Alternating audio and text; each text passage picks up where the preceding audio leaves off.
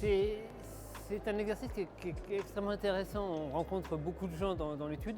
Plutôt positive. On sent une énergie très forte et sans jeu de mots, puisqu'aujourd'hui on a parlé de baisse des énergies dans les bâtiments. En sortant de ce colloque, c'est déjà un gros travail accompli et beaucoup d'énergie, beaucoup d'enthousiasme de la part des professionnels et des personnes qui se sont impliquées soit pendant l'élaboration de ce rapport, soit pendant cette restitution. Pour moi, cette enquête reflète véritablement l'inquiétude et l'urgence qu'on a tous à agir collectivement pour mener à bien toutes les actions nécessaires si on veut pouvoir vivre, on va dire, dans un environnement plus vertueux et essayer de transmettre aux générations futures des bâtiments un peu plus sobres. C'est extrêmement intéressant à mon sens de pouvoir avoir ce genre d'initiative comme celle qu'on a pu faire aujourd'hui. Je regardais les gens et je les trouvais intéressés, nous regardant, donc écoutant attentivement, pas penchés sur autre chose que ce qui se passait. Ce qu'on ressent aujourd'hui, c'est une envie de faire. Et ma première impression, c'est plutôt bon.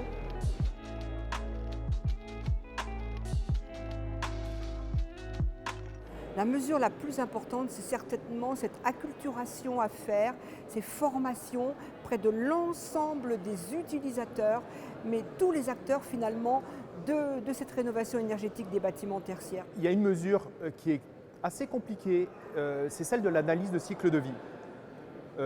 C'est compliqué de vouloir rénover si on ne sait pas qu'on va faire des économies et qu'on n'a pas cette vision de long terme. Un bâtiment, il est là pour longtemps.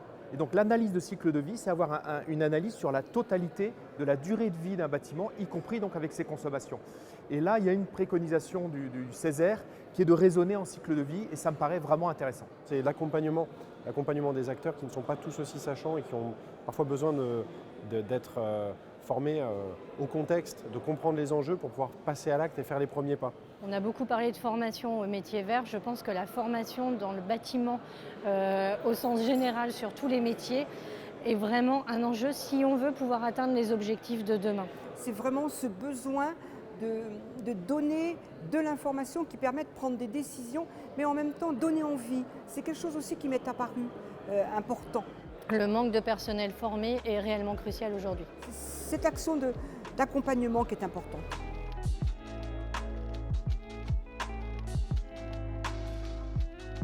Une matinée enrichissante, parce qu'elle est pleine de propositions. Il n'y a plus qu'à.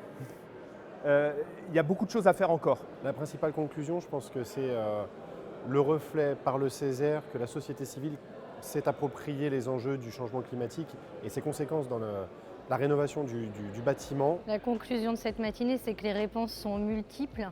On voit que les freins sont également multiples et qu'il va falloir déployer des forces, des énergies et sans les compter pour réussir ce challenge qui nous attend.